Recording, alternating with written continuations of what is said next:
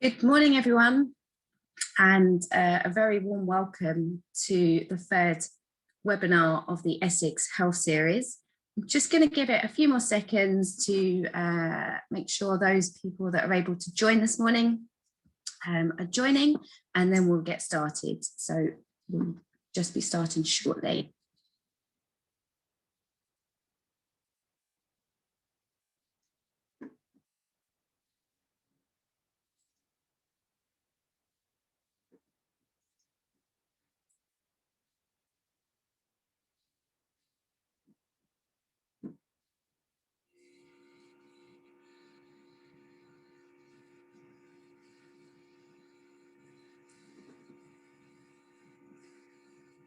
Okay, we're going to get started because we've got an absolutely packed agenda for you this morning. So good morning everyone, and a very warm welcome to the third webinar of the Essex Health Series, which will focus on the impact of COVID on mental health. It's lovely to have so many people join the call this morning, and we're joined by some fantastic guests who I'll introduce shortly. My name's Kelly Harmon and I work for Active Essex. And you'll also see on your screen colleagues joining me, Mel, Holly and Simon from Active Essex as well. And I'll introduce our guests shortly. But first, I just wanted to share with you a personal story. I was taking some time to reflect and look back over the last 12 months, remembering the day we were told to work from home for the foreseeable future, and not having an end date. My children's school closed and we embarked on homeschooling, albeit not very well at times. As a family, we weren't able to visit my nan, aged 89, and lives in a care home. And we were also told one of the times we could leave the house was for exercise, which in my mind was brilliant, absolutely fantastic news. But equally, every opportunity I get to escape the indoors, I do. For the first few months, we got by, we coped. We had lockdown birthdays. There were tears and there were tantrums, but the sun was shining and that seemed to make everything a little bit better. With the easing of restrictions over the summer months, we were able to do a few more normal things, and we certainly made the most of the eat out to help out, if anyone remembers that. Then suddenly November arrived and daylight was getting shorter. The COVID infection rates started to increase, restrictions got tighter again. And Christmas was here all of a sudden, and all of our plans were out of the window. And then boom, January hit, lockdown, schools closed. We were back to homeschooling again, but this time we were online, we were via Teams, and with schedules from 9:30 till 3 o'clock, as well as trying to work. My family and close friends usually describe me as a laid-back person with lots of patience, someone who just gets on with it. And at first I thought I could. 2 weeks in though, I just lost it. I'd lost the plot. It all just became too much. I felt stressed, I felt anxious, and actually I didn't like the person I was becoming at home. Now, I'm not one for reaching out, but something inside of me was just saying I really needed to reach out and I needed to ask for help, because otherwise things could get far worse. So I did. I reached out and I asked for help. And the help was there straight away. I made sure I had time for me every Saturday morning. I met a friend for a socially distanced run, and that just did me the world of good. I just wanted to share this with you because there's still lots and lots of work going on to break down the stigma attached to mental health. And as I come to terms with it, it's okay not to be okay and ask for help. There are so many wonderful organisations out in our communities who can support and are supporting us. And I'm so pleased that today we're joined by Carla Andrews from Motivated Minds, who will share a case study with us later on how Motivated Minds have supported their local community. We're also joined by Stephen Simpkin from the Essex Centre for Data Analytics. Working with partners, the Essex Centre for Data Analytics is able to present the most comprehensive picture we've ever had of mental health across the county. I'm also thrilled that today we're joined by Dr. Zoe Williams, NHS GP and TV doctor. Zoe has been a friend of Active Essex for a number of years, and Zoe has a real passion for physical activity and was instrumental in developing the Clinical Champions programme, which puts physical activity at the heart of the programme. To accompany the webinar as well, we also have the opportunity to embark on some mental health training. And this is the 2-day full mental health first aid course, and also the online mental health awareness course as well. We also have an opportunity for, we've partnered with Future Fit Training for a COVID rehab online course as well. So all of the details will be sent out to you after today's webinar. But before we start with Stephen, we just have some polls for you to have a look at. So I'm just going to ask Mel if she could bring up the polls, please. Great. So hopefully on your screen, you're seeing the poll 1. How would you rate your knowledge and understanding of mental well-being?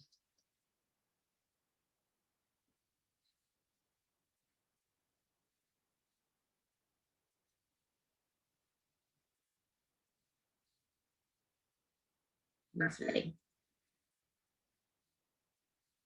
So most people are rating it around about a 4, which is good, which is really, really good. If we can go to the next poll, please, Mel.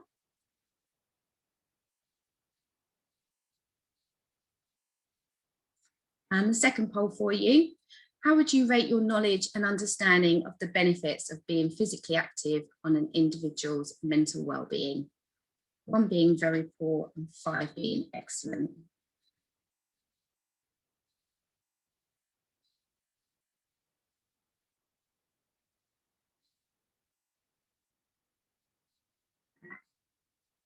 Okay, just getting those responses coming in.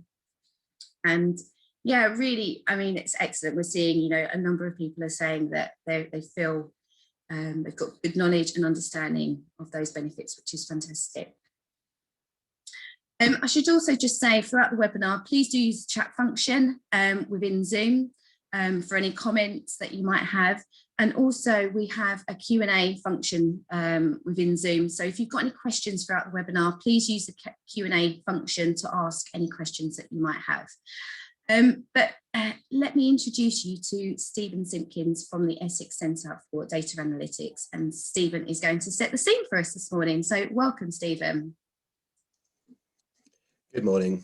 Bear with me 1 second. I'll just pull up my screen. Hopefully you should be able to see a kind of intro page now.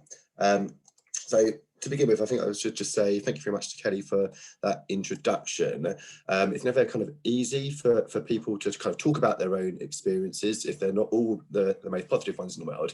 But it's comforting for me, as I'm sure it is for many people, to hear that I'm not alone and that we've all had times where we've struggled. And I think kind of if we continue to kind of share those stories, I think the word you use there is that there's some stigma still around people seeking support. And the more we talk about it, the less impact that kind of stigma has. Just to begin with, I'll introduce myself very quickly. So my name is Stephen Simpkin, and I'm Data Science Fellow at Essex County Council. And I'm going to talk to you about mental health service demand during the kind of current COVID pandemic, and also have a quick look ahead to what might happen next. And although I'm going to kind of focus on mental health, I'm going to begin by showing how everything has changed, absolutely everything. So I've been looking at demand patterns for about 30 to 40 different services over the last 6 months to 12 months. And in the last 12 months, the only consistency is the complete and utter inconsistency in demand flows. So from kind of adult social care to children's social care, from one crime type to a different crime type, education, employment, mental health, everything. Everything has changed. And things are not always what they seem. Hearing things have changed is probably no surprise to anyone, but the nature and direction of some of the change has been quite surprising to me, at least. And some of the kind of conventional wisdom about demand isn't necessarily true. Which brings me nicely to chapter 3. All forecasts are wrong, but some are useful. So in my role, Data Science Fellow, I love data, and with no exception. Except one exception.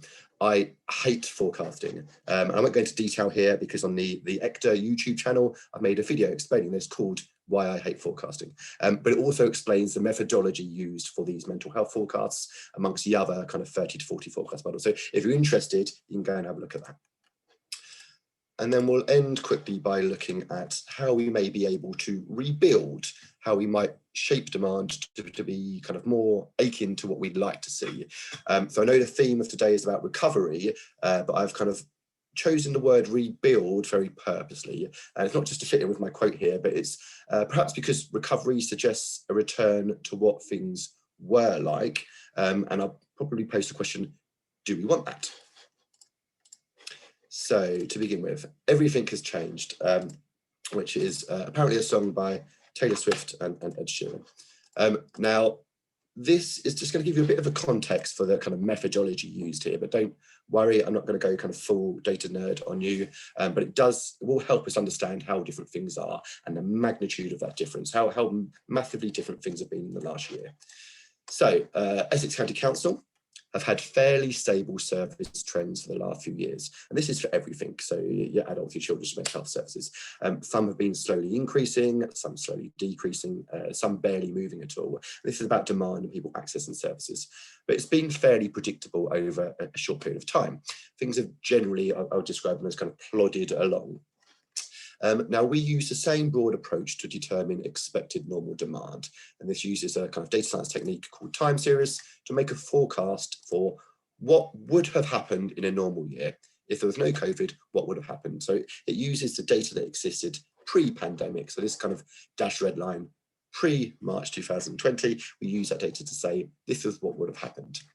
And with forecasting, although people are kind of obsessed this kind of single magic number, which is definitely going to happen, actually the process yields these kind of parameters, upper and lower limits that you can be confident that forecasts will fall between. So you have these grey lines, and what we're saying is I'm kind of 95% confident that things will fall between these parameters.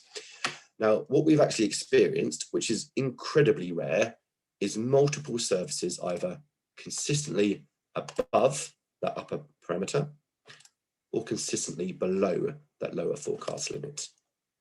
And through a kind of a combination of our analytics, our research and literature review, and speaking with the service, we can begin to understand the reasons for this. So why might services be falling below the lower threshold? Well, it could be some genuine reduction. So with things like burglaries, for example, burglaries and crimes against the person have dropped massively. And this is a true reduction. So our houses haven't been burgled and we just haven't noticed because we've been at home. Burglaries have dropped. Now, there may also be kind of demand shifts or operational changes that will impact upon kind of normal demand, such as a shift towards remote working. It may impact upon the number of assessments that a team might be able to complete, for example. Now, there is going to be some latent demand or pent-up demand. It will be experienced in some services. So we saw it last year with kind of waste and recycling centres. So when they were shut, it didn't automatically mean people stopped generating waste. And as soon as they opened, people were queuing around the corner to get in. So the number of people visiting waste and recycling centres is a false reduction. Or similarly, we've seen it with visits to hairdressers. So people's hair didn't stop growing because hairdressers were shut. And I think I'm a testament to that. So that would be a kind of false reduction. I'm kind of calling this the burglary Barnett spectrum. Now, there may be some people accessing alternative means of support. So maybe electronic or telephone support, for example. So there was a lot of news stories last year about spikes in calls to domestic abuse telephone lines, for example, where in terms of the actual recorded incidence of domestic abuse remained fairly stable.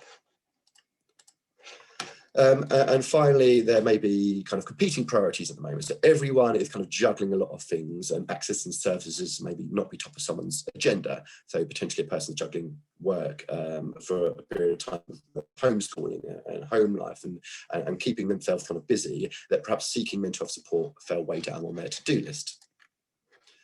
And there's also some consistent reasons why there may be demand above the normal level. So increased needs, so perhaps through deteriorating health or increased financial strain, possibly pushing people on the cusp just over the threshold. There's this kind of idea of new demand, so demand that's been built because of COVID and the surrounding environment. We might see this in the future with something like unemployment, for example.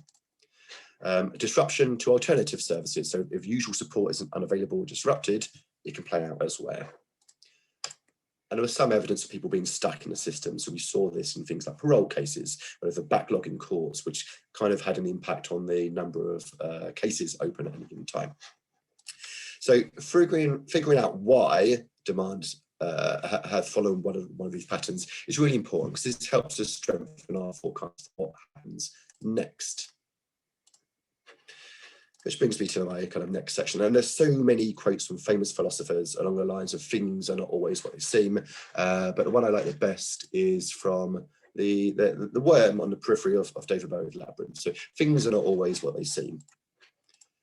Now, what I mean by this is the media rhetoric. You can see some of this here. This is just some of what we've been hearing about kind of mental health, and really, really powerful language being used. So you can see at the top here, this tsunami of psychiatric illness.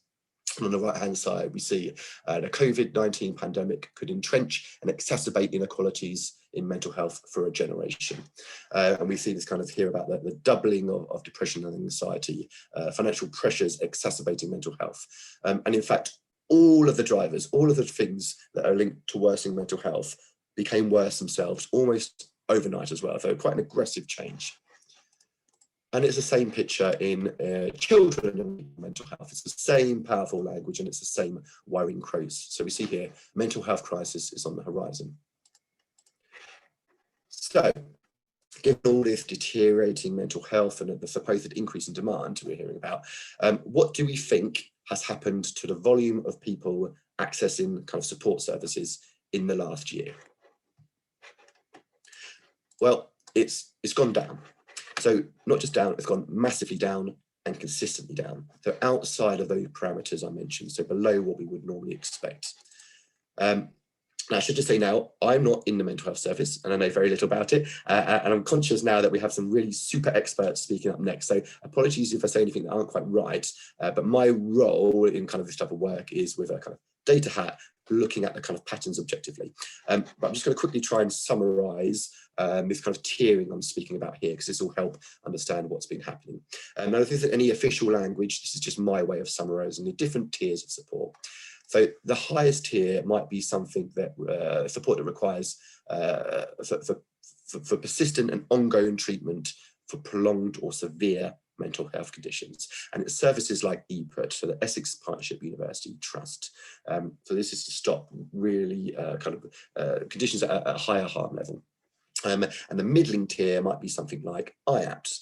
Services available to all. So IAPT is improved access to psychological therapies, and it's almost like the first intervention for when someone is beginning to feel the kind of growing burden of mental health issues like depression or anxiety. And they tend to be kind of half a dozen or so fortnightly counselling sessions.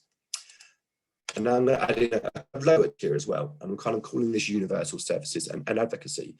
And this has actually experienced a significant and consistent increase above the regular levels. So the mental health charity Mind, for example, last winter, they experienced double the usual telephone traffic.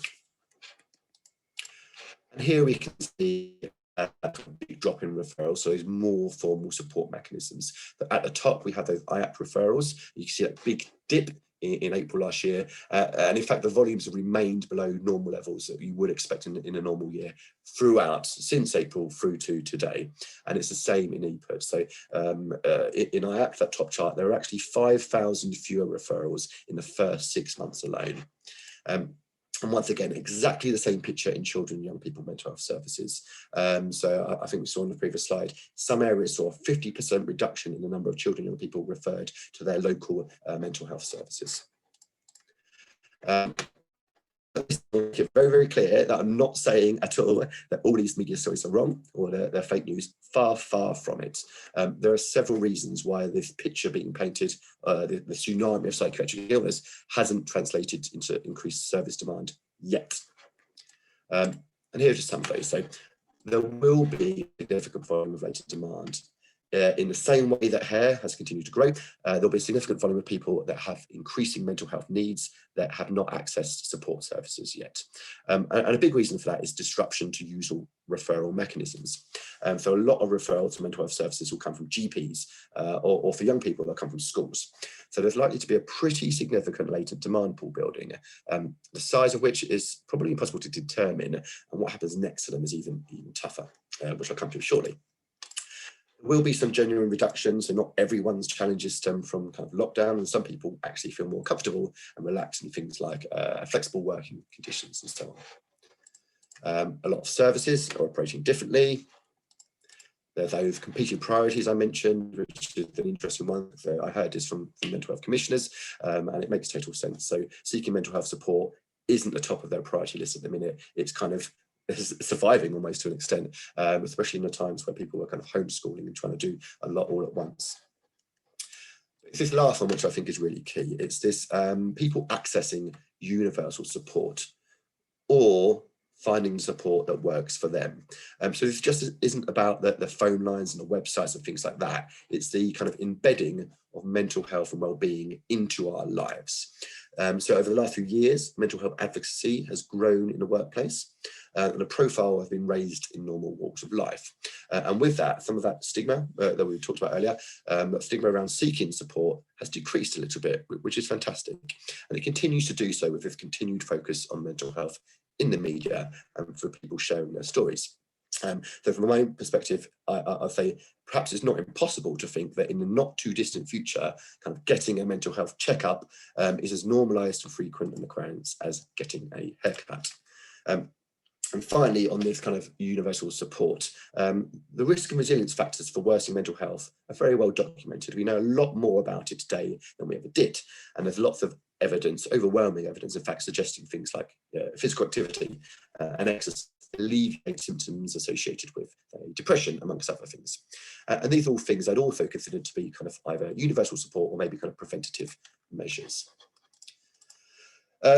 So before kind of closing, I just want to kind of return to this kind of forecasting. And I mentioned earlier my hatred of forecasting, and this is a quote from British mathematician George E.P. Box, and a very true one it is as well. So all models are wrong and some are useful.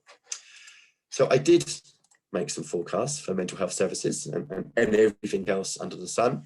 It feels like that's all I've done over the last kind of 6 months. But it's mental health in particular, which is really shrouded in the most uncertainty. So we have a great understanding of what demand should look like. So this top part here, which in turn gives us a really good understanding of the potential latent demand or demand stemming from the changing environment, this kind of middle section. But what we don't know about is this bottom part and the kind of new demand. So I could show you some forecast charts, but after exploring all the realistic kind of possible scenarios, my conclusion is really vague and something along the lines of, for the next 1 to 10 years, excess demand for mental health services is likely to be between minus 10,000 or plus 100,000. So, for example, it's quite possible that demand has a new baseline and will continue to be lower than previous years. And all that latent demand will completely disappear come June the 21st, and everything goes away as the virus goes away.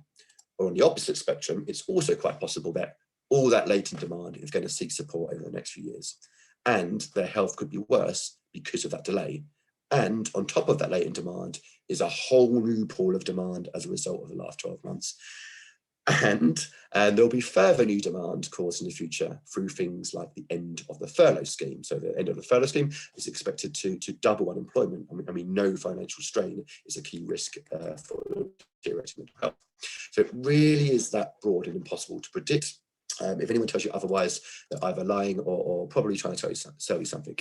So I'm just going to end. So based on kind of what I've just said, what can we actually do then? And I said I used the word rebuild instead of recovery for a reason, and it's not just to fit in with my kind of Field of Dreams picture and quote here. So we have these kind of unofficial tiers that I talked about here, but these types of tiers pretty much exist across any service you can think of anyway. So ideally, you're always looking to do what you can at the lowest level to prevent greater volumes and greater levels of harm at these higher levels.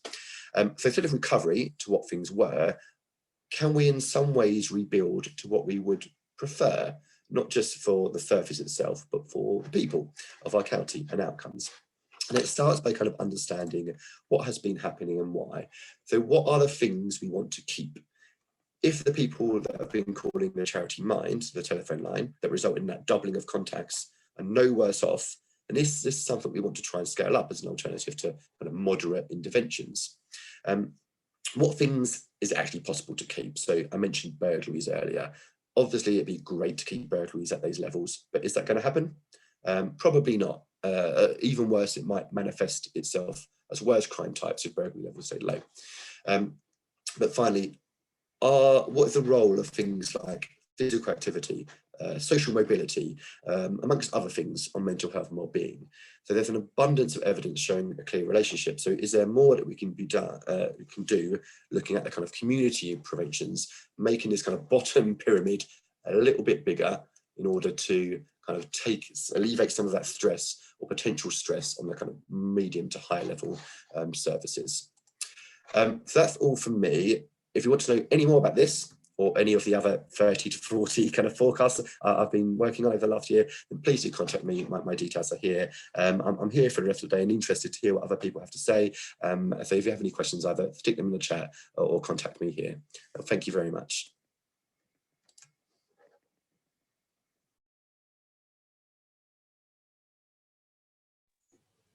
Thank you, Stephen.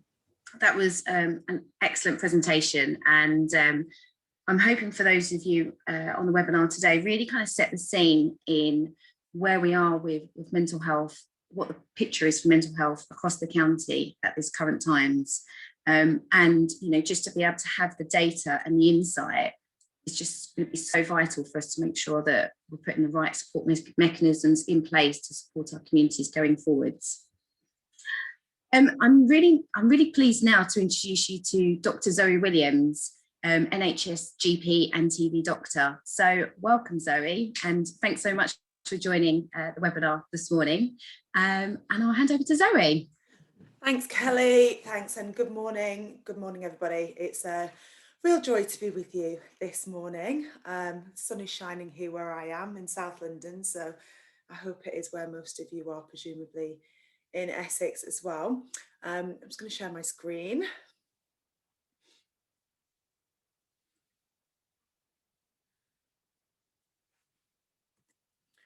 Okay, so Kelly's invited me this morning to talk to you about the impact of COVID on mental health as part of this health series.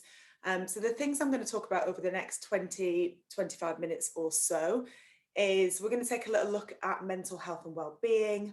What is it, and why do we think that COVID has impacted it so much? We're going to talk about my favourite subject, and I know for a lot of people here today, I think it's your favourite subject as well, physical activity and how can it help. Stephen just painted a really, I think florid picture there of the situation, but also so many unknowns. But I think one thing we probably, hopefully all accept is that physical activity has a really crucially important role here to play. And then at the end, I'm going to talk briefly, the last few slides are about suicidality, because I think it's something that isn't talked about often enough, and it's something that raising awareness about is really, really important. But before we move on to that, I thought we'd just do a little look at where we are with COVID-19, because I think this is a good news story. It's the best news that it's the more of a good news story than it has been, I think, for the past year. So the vaccination programme, as we know, in this country has been a huge, huge success. It's not the golden bullet. It's not single-handedly going to get rid of this issue of COVID-19, but it is a really, really important part of us getting back to normal. So this is where we were up to as of a couple of days ago. Over 32 million people have had their first dose, and over 8 million people have had their second dose now. 19 out of 20 of those most at risk from COVID-19 have been vaccinated, which is fantastic news. Over 45s are now able to book their vaccines on the NHS website. So the government has hit that target of everybody over the age of 50. That's gone. It's been hit 3 days early. So now if anyone out there over the age of 45 can book in for their first vaccine. We're on track for all adults to be offered their first dose by the end of July. But just, I think, always, a couple of words of warning. We are still monitoring these new variants. We know that some of the new variants, the vaccines, although they are effective, are not as effective. So we're just keeping an eye on that. That's something that could potentially come back to bite us, but I think we're monitoring it so closely, and we know we have the ability to adapt vaccines if we need to. And a new thing that came online, in case people weren't aware, as from last week, is rapid testing. The lateral flow test that you do at home that you get your results after 30 minutes are now available to all of us. So all adults 18 and above are being encouraged by the government and the NHS to do this rapid testing twice a week. As a GP, I've been doing it for months. All of my colleagues, we've been doing it for months. It really is quite straightforward, does become part of your normal routine. So I test on a Monday and a Thursday, the little swab. Back of the throat, up the nose, not the most pleasant thing, but trust me, you get used to it. So I think especially for those of us who are now able to go back into the workplace, it's just another thing that I think is really important everyone's aware of. So just taking the opportunity to spread the word about that. This is the government gov.uk website. So this is just a resource that's available to all of you if you want to keep track of what's going on. And again, it's a good news story. So the first little graph there on the left, looking at how many people have tested positive, we can see that those numbers are coming down. The deaths, it says it's a slight increase there on the week before, but again, coming down and stabilizing now at a low level. And those deaths, of course, aren't necessarily all caused by COVID. They're people who've had a positive test in the last 28 days. Reduction in people being admitted to hospital. And also what you can do, if you're interested, you see at the bottom there it says, what's the situation in your local area?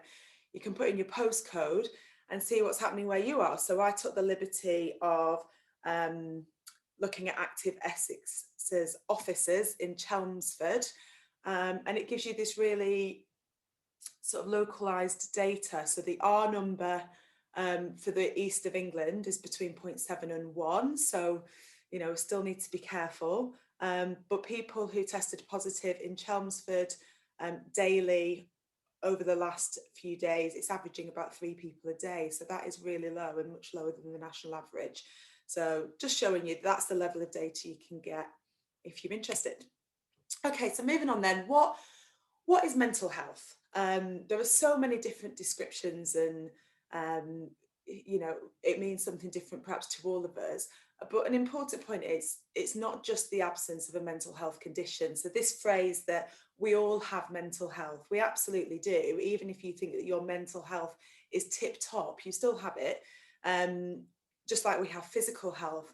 And I think when we're thinking about mental health, many people who are on this Zoom call right now are probably quite engaged with their physical health. I know a lot of you work in the physical activity sector, and I often explain to people in the same way that if you were sort of at the peak fitness of your life, you wouldn't just stop going to the gym. You'd want to keep going to the gym.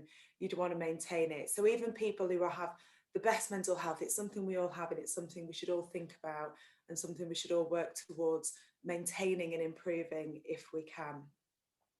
The World Health Organization's definition of mental health is that it's a state of well-being in which an individual realizes his or her own abilities, can cope with the normal stresses of life, can work productively, and is able to make a contribution to his or her community. And if I just highlight on little parts of that sentence and think in the context of the past year, so in order for our mental health and well-being to be good, we need to be able to cope with the normal stresses of life. Well, the normal stresses of life for all of us have changed in the past year, and there have been highs and lows. We need to be able to work productively. For so many people, that is, can't believe I'm saying it, but working productively is a joy actually that's been taken away from a lot of people. And we also need to be able to make a contribution to our community. So it's this sense of purpose that we know is really important for mental health. And a lot of people just haven't been able to do that. But also, conversely, we've seen so many people coming forwards and wanting to volunteer and make a contribution. And I think it's one of the little shining lights from the pandemic is that we've seen the good in people, that most people are really good and want to help and want to make this contribution, especially in the sort of spring and summer months of last year. So that's the World Health Organization's definition of mental health. We also use this term mental well-being, and the two are somewhat interchangeable depending on who you're talking to. If you're talking to a doctor, they might differentiate, but I think generally out in society, we kind of think of mental well-being as something that is talked about and kind of is take away from mental illness, something that we all have. So here are the things that I think describe what is mental beings. It's how we feel, think and behave, how we cope with the ups and downs of everyday life, how we feel about ourselves and our life, how we see ourselves and our future, how stress affects us, how we deal with negative events, and our self-esteem and confidence. So, you know, a lot goes into it. There isn't a very simple definition of what it is. So this is a slide about the impact of COVID-19 on our mental health. I think, as Stephen mentioned just before, there are some people who have thrived on the last year. You know, some people actually enjoy spending time on their own, thrive working from home. But for the vast majority of people, the COVID-19 pandemic, in one way or another, has negatively impacted our mental health, and for some people significantly more than others. For people who have an existing mental health condition, lots of people have really struggled, and things in the past year have exacerbated that, but not all. But also for many people who've never struggled with their mental health before, they've felt the strain. And there's a list there of just some of the sort of common reasons why people would have why the pandemic has impacted on their mental health. So bereavements, isolation, social distancing, which should have never been called social distancing, should it, from the start, should have been physical distancing, loss of income or fear of loss of income, job stability, increased levels of alcohol, drug use, issues with sleep, anxiety, stress, and suicidality, which is something I'll come on and talk about a little bit at the end. I think this is something that we've all become a little bit more aware of. I think there have been many stories in the press about it. I think, you know, we've all heard stories, a lot of stories of young people, very young people as well. So it's something that I think we've all become more acutely aware of, but perhaps still aren't as comfortable discussing it as we should be. And then there's the impact that COVID-19 the infection, the disease, the illness itself can actually have on a person's mental health, because we know it can affect the nerves. The reason people get anosmia, that loss or change to the sense of smell or taste, is because it affects the nerves that help us smell and taste, the olfactory nerves. So we know it can quite commonly, particularly people who've ended up in hospital with more severe disease, it can directly affect the brain and the nerves. It can lead to delirium. There have been cases of new cases of dementia that have been attributed to COVID-19. Agitation can increase the risk of stroke as well. And also, we must remember that people who have pre-existing mental health conditions or people who have addictions, for example, are much more vulnerable to getting COVID-19 and to the effects of it. These are the next 3 slides are if anybody attended the first talk in this series, which was by Dr. William Bird. I've taken these slides from his presentation because I think it just highlights it perfectly, how COVID-19 has affected our well-being, our mental well-being and physical well-being, because it says our factory settings is actually to be what you see here. We are, as human beings, we are sociable beings. We like to be around people. We like to socialize. We like to connect. We need to be out in nature. We need to spend time outdoors in nature. We need to take notice of the things around us. And then the third one is this sense of purpose, autonomy. So, you know, being able to make decisions for ourselves and do what we do what we want to do. A lot of our autonomy has been taken away. We've been living under strict restrictions, and that is not, as human beings, you know, that we do not thrive when that is the case. So that would be the perfect scenario that we see there. But this is the impact that lockdowns have had on us. So people, particularly people who live on their own, who haven't been able to see their family, their friends, so the loneliness, the social isolation. We know that it can be as harmful as smoking. People spending so much more time indoors, and people's sense of purpose and their lack of control. And this leads to fear and chronic stress, which has an impact on us psychologically, but also has an impact on our physical bodies as well. And here, William's drawn this little simple flow chart, which shows that chronic stress and loneliness is actually likely to mean that we're going to be less active, we're likely to have a poorer diet, we're more likely to sort of crave sugary foods and that type of thing, increases our risk of obesity. For some people, more likely to turn to things like smoking and alcohol, although another one of the positives of the lockdown is that we've seen higher success rates of smoking cessation than we have in previous years. And then, of course, inactivity, poor diet, obesity, smoking can add further to that chronic stress and loneliness. So you get into that vicious cycle. So I don't think anyone would deny that for the vast majority of people, the effects of this past year have had a negative impact on our mental health and our physical health. But I'm going to move on now to talk about physical activity and how physical activity really can play a really significant part in supporting people, especially now that the gyms are opening again, leisure facilities are able to get going, we can spend more time outdoors because the weather's getting better. You know, I really do think that physical activity we shouldn't underestimate how important it can be in helping support people. So just a recap of what the recommendations are. We should all be aiming to do muscle strengthening activities at least 2 days a week. I've missed off the 2 there. 150 minutes of moderate intensity exercise, or 75 minutes of vigorous, or a mix of the two. Minimising sedentary time and breaking up periods of inactivity, and for older adults, balance and flexibility activities at least 2 days of the week. But really important to always reiterate that 150 minutes is not achievable for everybody.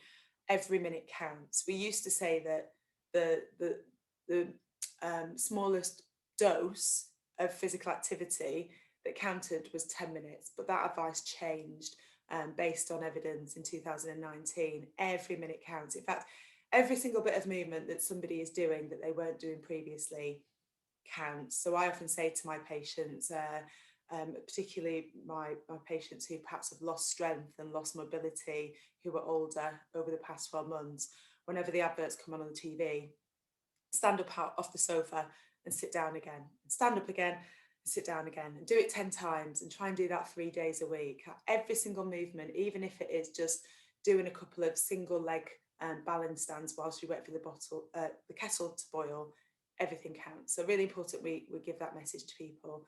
Some is good and more is better. This image here is of the infographics that are available. If they're helpful for you to download, if you just type in physical activity infographics UK, then this is the one here on the screen, which is for adults. A really useful thing to pop up on the walls, or share with people. And there are a series of other infographics as well. So for pregnant women, for women after they've given birth, for children in the early years, children 5 to 18 years, and for adults with disabilities as well. So that's just to show you, so that you know that they're available if they're helpful. So how effective is physical activity at reducing the risk of illness? Well, the answer is very. It's one of the most important things that we can do for our health. And if we're able to be active by doing those 150 minutes over the course of our life, it has the power to do this. So reduce the risk of cognitive decline by 40%, reduce the risk of type 2 diabetes and hypertension by 1/3.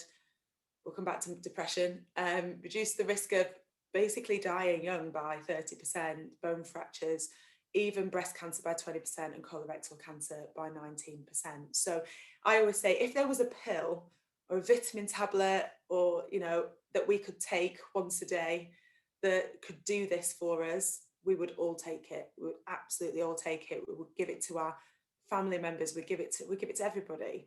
Even if it was expensive, we'd pay for it. And this is actually 22 minutes a day of brisk walking. That's the power that it has for our health. And on the bottom left corner there, you'll see depression. that depression, apart from bone fractures, that's the highest number on the slide. So being active over the course of your life reduces the risk of depression by almost 50%, which is huge. And who gains the most? Again, just a really important message that the biggest gains are in those who go from doing nothing to doing something. So this graph that you're looking at here is essentially what we call a dose response curve. So the more exercise you do, the more benefit you get. And if you look at where the circle is, what you can see there, the steepest part of the curve is when people go from doing nothing to doing something, even if that's from nothing, no minutes a week to 10 minutes a week, they will get the most benefit, more than people who go from 10 minutes to 20 minutes, who will get more than people who go from 20 minutes to 30 minutes. And by the time you get up to like 100 minutes, you know, it's actually just small gains that you get from doing more. In terms of health, this isn't necessarily in terms of your cardiorespiratory fitness, performance or aesthetic, but in terms of health. And once you're doing about 500 minutes a day, 500 minutes a week, actually there's nothing more to gain. And once you go beyond 600, you can actually start to see slight declines. So the message here is that actually, you know, focusing on people who are doing 20 minutes a day of brisk walking already is not as important, although it's important, you know, but for me as a GP, certainly I'm gonna, you know, use my time and my effort to try and encourage those who are doing very little or doing nothing to do something, because that's where the biggest gains are to be achieved when it comes to health.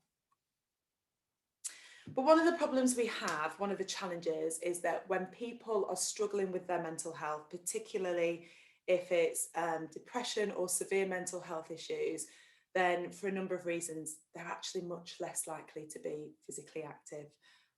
So low mood, lack of support, low motivation, they're less likely to be prioritising their physical health. And I think at the moment that's true with stress as well. So, you know, what we saw in the first lockdown is that physical activity levels went up, largely because I think physical activity got a bit of a rebranding. It was that one thing that we could do. People were seeing it in a really positive light. But by the third lockdown, when people are homeschooling, the weather wasn't so good, life got really difficult, got really stressful.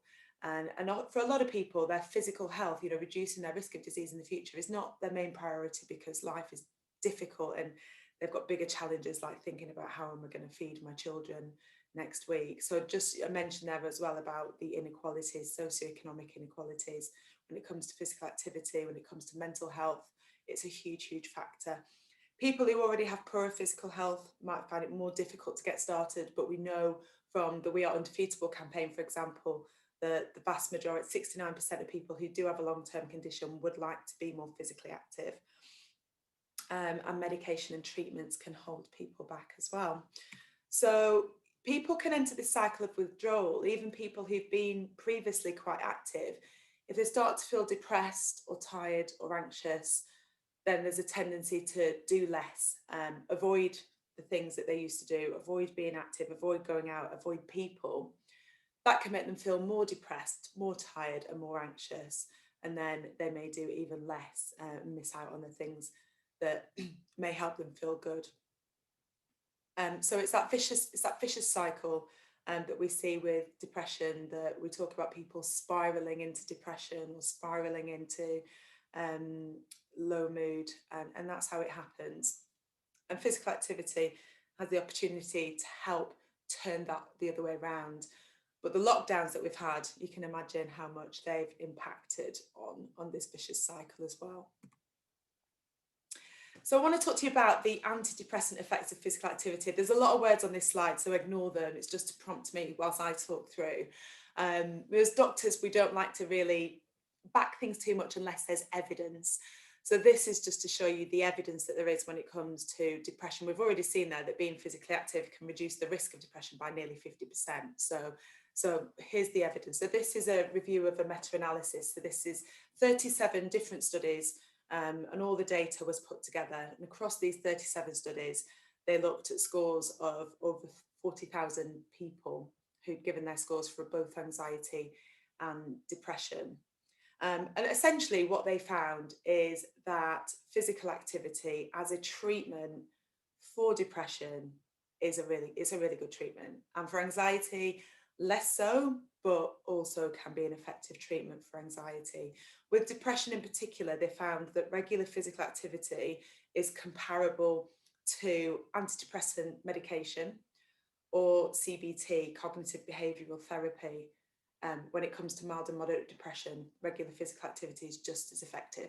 So for me as a GP, that's incredibly good news, because it means when I'm sat with a patient and they are feeling depressed and, you know, they've come to see me, they've come for help, one of the things that there's a whole range of things that we can do to help them. We can refer them to IAP services.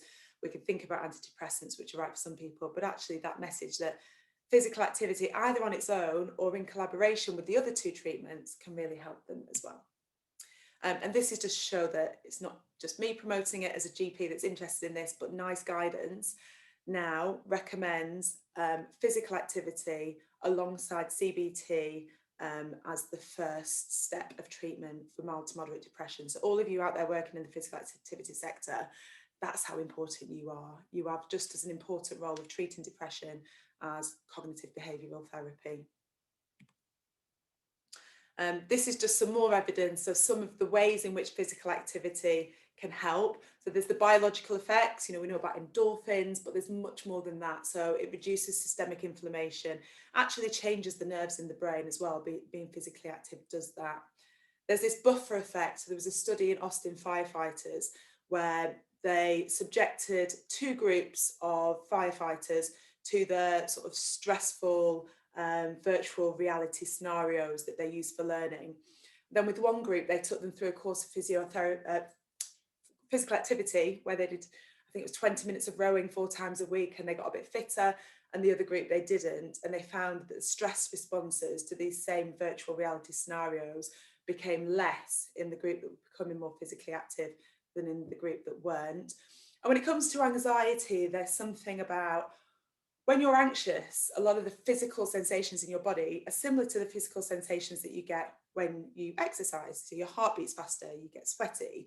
So there's something about exercising regularly and becoming accustomed to those physical changes in the body that helps people when they do have their anxiety. Not get rid of their anxiety necessarily, but it feels easier to tolerate.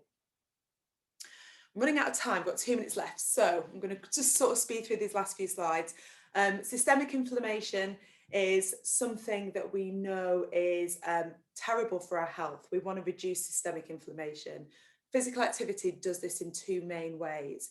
The more muscle we have on our body, essentially, the more we create an anti-inflammatory effect in our bodies. Muscles, when activated, release anti-inflammatory myokines. So they're chemicals that are anti-inflammatory.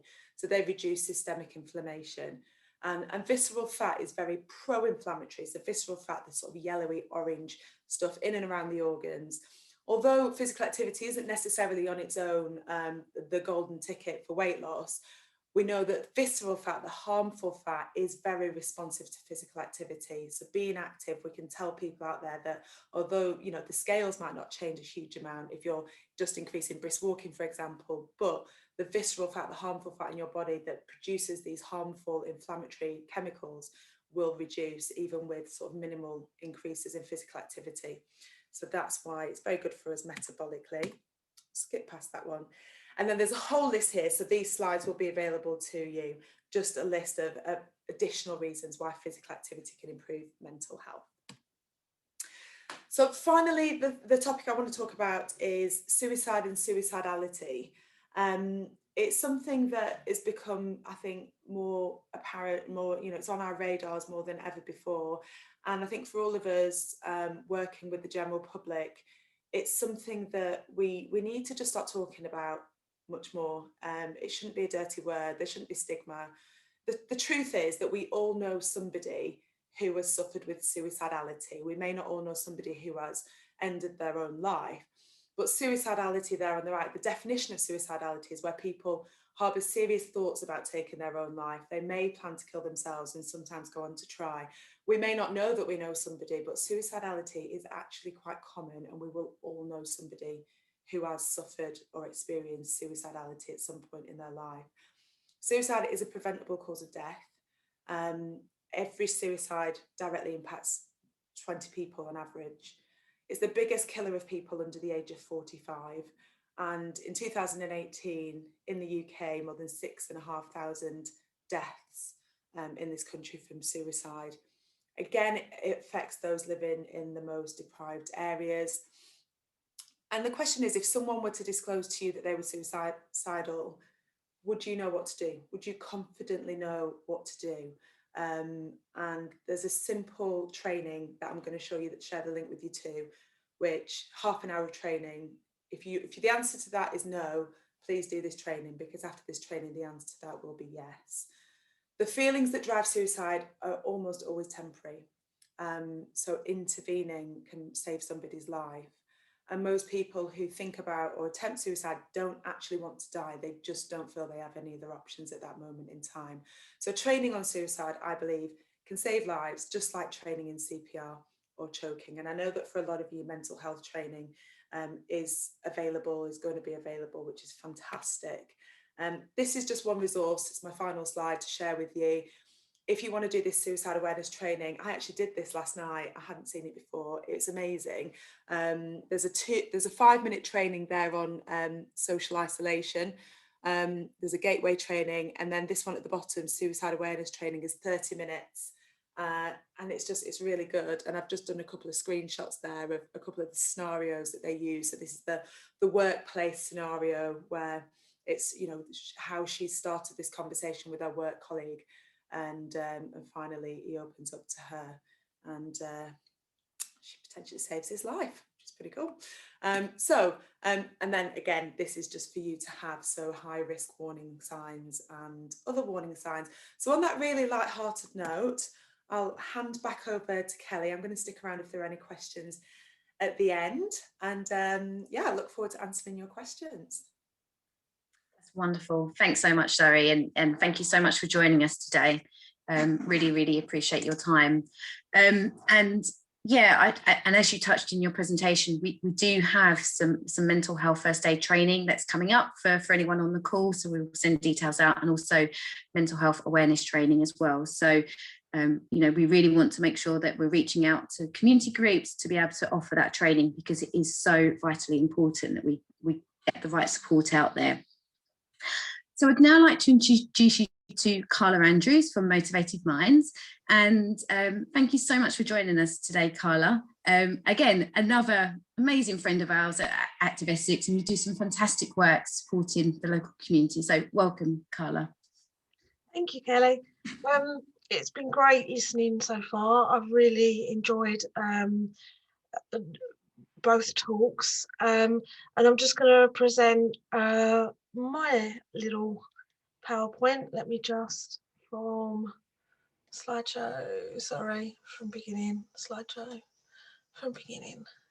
Okay, so my name is Carla Andrews, and I am the Managing Director of Motivated Minds. We're a non-profit lifelong wellbeing provider based in Basildon, working across Essex. We've been very busy over the last year. We believe that mental health is a balance of positive emotions, engagement with our communities and with others, and with positive activities. It's about our relationships and the health and the boundaries that we have within them, that we should have meaning and purpose. We should strive for accomplishment and learning, sleep and good sleep hygiene, physical health, nutrition, mindfulness, achievement, finance and housing and time management all impact our mental health. So with COVID over the last year, obviously much of that has been rocked. If that was all in a boat, we've had that rocked. There's been bereavement, isolation, loss of income and fear are triggering mental health conditions or exacerbating existing ones. We've found a lot of people have been using alcohol, drugs, to try and self-soothe. Insomnia has been a problem, and anxiety. But let me introduce you to Jo. Now, Jo lets me use her journey to managed mental health. She walked in our doors 3 years ago, and she was looking for a sense of purpose. She was a recovering alcoholic. She'd been 5 years sober, but she was scared to leave her house. She literally had enclosed herself in her house and didn't go out and didn't have friends. And she knew that she wanted to change that. So she came to our first Happy Hub, which is our mental health and wellbeing space. At the time, it was in a derelict bank, but we had a brilliant partner called Essex Fit Mums, and they used to do physical activity there in our space. So Jo had come in for purpose. She wanted to volunteer with us, but we use sort of a line of sight approach. So people might come in for one thing, but then we encourage them to fulfill the gaps in their life, whether that is sort of the sense of achievement, whether that's physical activity, whether that's purpose, whatever that gap is. And Jo took up physical activity. So over the last 2.5 years until COVID hit, Jo was volunteering. She had restarted her education and worked her way up to her A-levels. She was regularly exercising each week. So she was really starting to manage her mental health very well.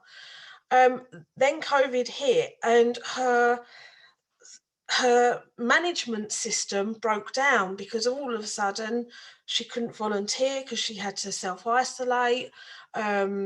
She couldn't go to the gym. Walking didn't cut it for her. She's got 4 young children, so she didn't have that escapism.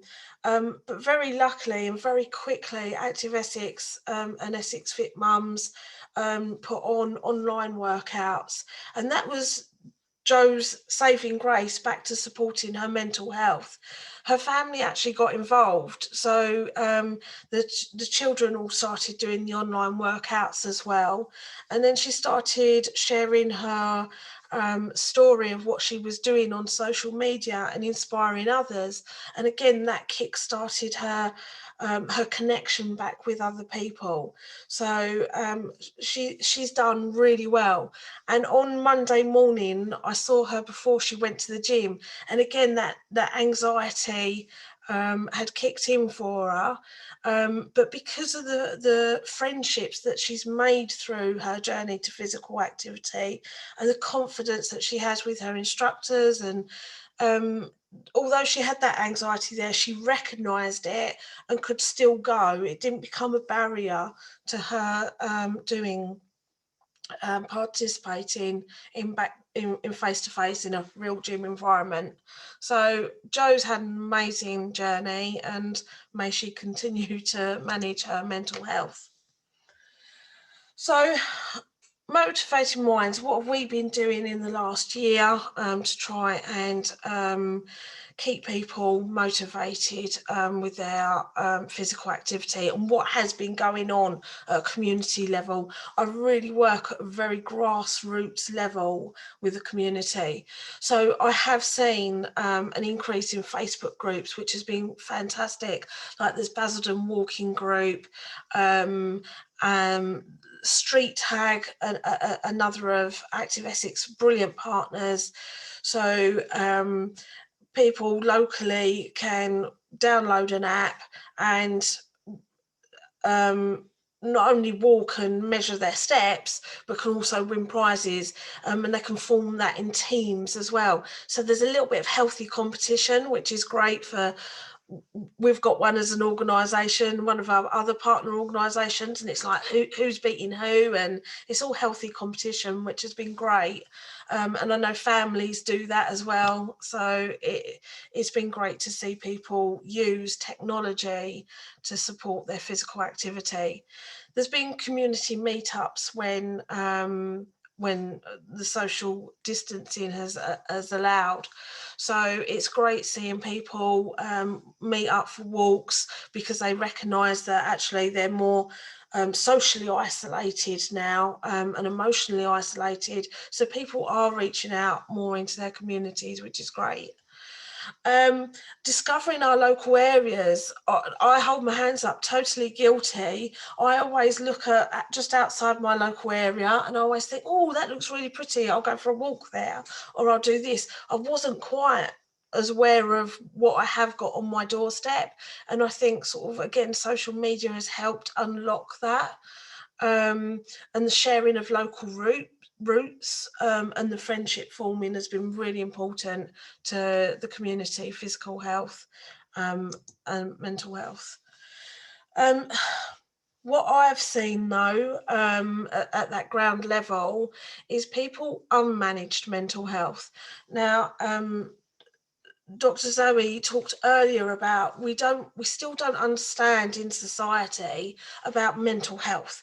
We still, if I had £1 for every person that said to me, oh, I haven't got mental health, I'd be a millionaire by now. Whereas everyone has got mental health, and some people don't have to manage it. That's great. It's naturally at a nice, healthy level. But when we have seen the impact of the last year and the stresses and the change in the way that we might work, certainly the way that we interact with our family, it has caused those pressures on our mental health. Now, we've seen an increase in services by 40%, but our referral routes are slightly different to IAPT and other NHS services, because our referrals have come through social media and DWP. So maybe that's why we've got the increase. The bigger reasons really are around anxiety, finance, relationship breakdown and housing issues. And as Kelly indicated earlier, even time management. Certainly a lot of parents that were struggling, certainly with primary school children, and managing, setting them up for their lessons and doing their full-time jobs.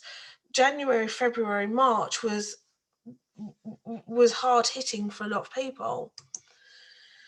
So we try and encourage people to create memories, and this is a great time that is managed to make people to take a step back, because maybe they haven't had to spend time commuting, and they've got more time to look after themselves or with their families. So to create memories is really important. Engagement, and again, Dr. Zoe hit on this, it's the physical rather than social isolation.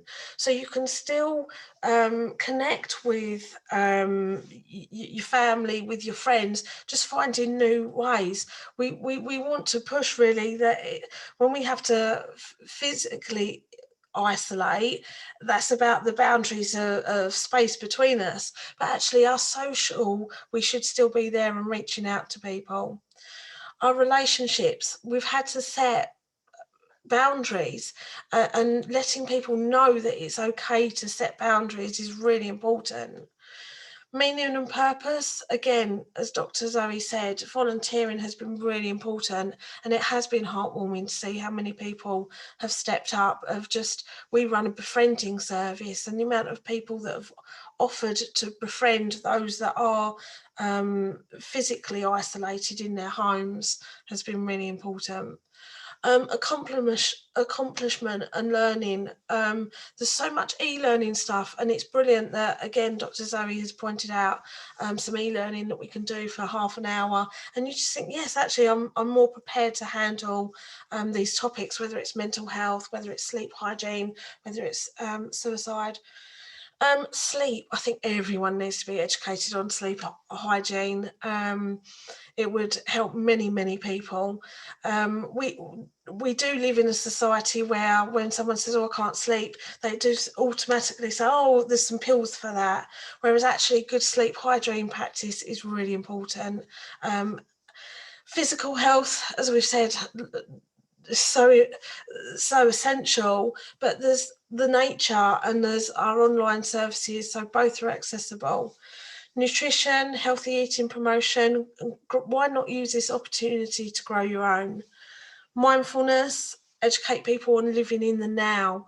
That's certainly where the anxiety can step in, is like, what if this happens, what if that happens? Whereas if we can teach people about mindfulness, they will be able to cope with going out and re-entering society as it opens back up.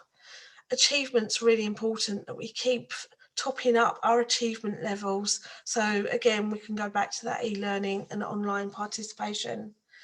Finances, we've got to reduce stigma about finances and accessing support, using your food banks.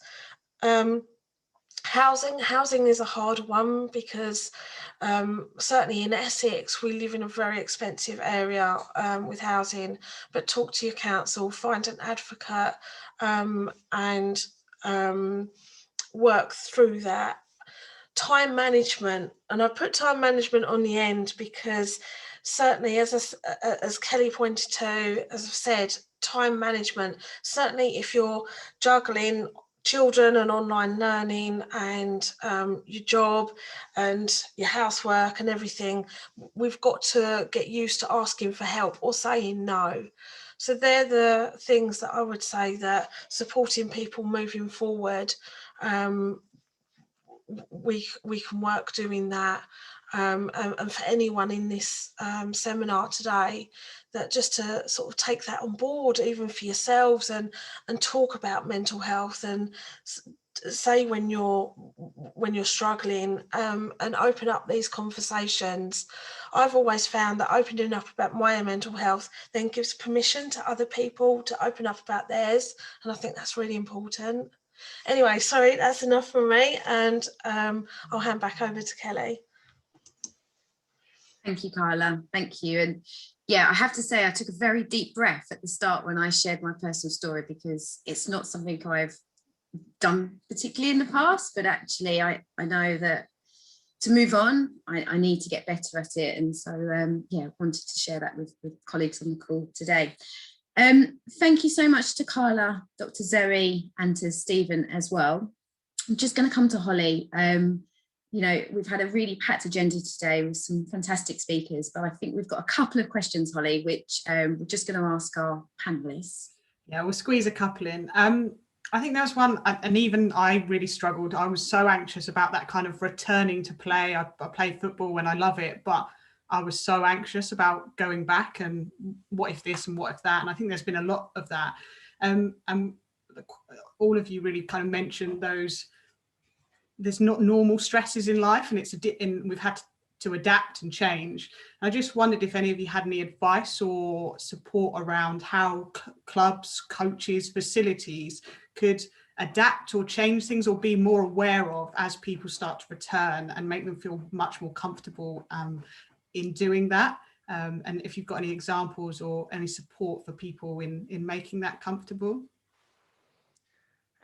I'll share something on this. So I play rugby and I'm pregnant at the moment, so I can't return to play, gutted. But my rugby club, this isn't for me, so it's actually just what I've experienced through my rugby club. I mean, they've kept in touch this whole time. It's been, whether it's been through setting up pub quizzes, or, you know, we have quite a few people who play for our team who work in the NHS. So the love and the support that we've received from the whole team. So there's that, I think, being in touch, because I think for a lot of people, actually, one of the anxieties about the world going back to normal is we've kind of got used to not having to make conversation with people that outside of our sort of family or our close group of friends, and that can be quite anxiety provoking as well. So I would say my advice to individuals who are thinking about returning to sport and they're having all these emotions, first of all, that it's normal to have those emotions, and some people may want to do it at a different rate to others. So if training's restarting this week and you're not ready, that's fine. It's okay. If you need to take a little bit more time just to see how things pan out, just to observe from a distance, that's absolutely fine. Don't put pressure on yourself. You know, we've been pretty much locked down for the best part of a year. This most recent one's almost 6 months. So don't put pressure on yourself. That is okay. And I think the advice to clubs and providers, it's about just providing information. I think if you provide the information as to how it's being made safe and as to how you're complying with the government guidelines, and just sharing with people how you know how it's safe, but also how you can expect things to be different. Because people it's like that first day of school and just not knowing what you're walking into. You know things are going to be different, but you don't know how. And I think just giving people permission, if you want to come to the first couple of sessions and just spectate and watch from the sidelines, or you know you want to help out with something else rather than getting involved and getting straight in there and playing, then just making that available to people as well. Great, thank you. Stephen, bring you in on this one probably. There was a couple of things just around that kind of pyramid you showed and that bottom kind of low level community level. Was there kind of physical, we've just heard about how physical activity is so important to people's mental health and well-being, and were any physical activity and interventions included in that bottom pyramid? So I guess when I'm kind of talking about that pyramid at the end, it was really a kind of theoretical view, but I would certainly include, I mean, based on the overwhelming evidence, and we've heard a lot of today, that things like physical activity, exercise, just even staying connected with friends in a social way, massively has a good impact on one's health and well-being, that I would include all those things as kind of preventative measures, and therefore it's almost impossible to quantify all the things that might fit into that bottom pyramid, but what we can quantify is the positive impact those things have on someone's health and well-being. I should add as well that within the kind of ECTA space at Essex Centre for Data Analytics, we have done a piece of work around physical activity and looking at kind of target areas perhaps where we might want to look to boost physical activity, and that's something else we can look to share with the group here today. That would be great. Kind of linked to that, Stephen, there's just a question around that. The services that you've kind of worked with, understanding that there has been a reduction in referrals. Was there a concern, or are they worried about that potential latent demand that may be sprung upon them as we kind of restrictions ease? Quite possibly. So, like we saw with Carla's presentation just now, that reduction isn't across the board, and there will be services which have seen a spike in people kind of accessing them, and a lot of that is down to those kind of referral mechanisms. So within the kind of mental health space, particularly in the kind of young people mental health space, where a lot of referrals come from schools, there's, I guess, people have to be wary that it is a possibility that some latent demand may return. So as children start to feel safe in schools, for example, and they feel safe from the virus, various stories may emerge around kind of other challenges that they faced over the course of the last year. So, I mean, like I kind of said, it's impossible to know exactly what will happen, but we're kind of bracing services for the potential things to be wary of. And in reality, it's impossible to pinpoint when that might happen as well. You might say over the course of the next year, we can expect to see a fairly significant spike above and beyond the levels we would normally see. In reality, it's likely to play out much, much longer than that. But I guess there's things that can be done to try and hope that, I mentioned 5,000 fewer IAP referrals. We're hopeful that a lot of those people that would have come through to that service have found the support that they need through other avenues, be it through embedded mental health and wellbeing in the workspace, or through services like those that kind of Carla provides, and through the kind of national services like Mind. But yeah, preparing for all outcomes, I guess. Great, thank you. Kelly, I'm aware of time. It was packed, and I've noted a few things down so we can share them afterwards, but do you want to kind of do a wrap up? Yeah, thank you, Holly. Yeah, there were a couple of other questions which we will go back to our panelists and ask, and we will get responses and put them onto the website along with all of the slides that you've seen today. They will be available on the Active Essex website under the Essex Health Series section. But it just leaves me to say a very big thank you for joining the webinar today. I hope you enjoyed it. We will let you know when the next webinar of the Essex Health Series will be taking place, likely to be, where are we now? April, sometime in May. And we've got lots of interesting topics and subjects that we'll be picking up further in the year as well. So thank you so much for joining. Have a great rest of your day and take care, everyone.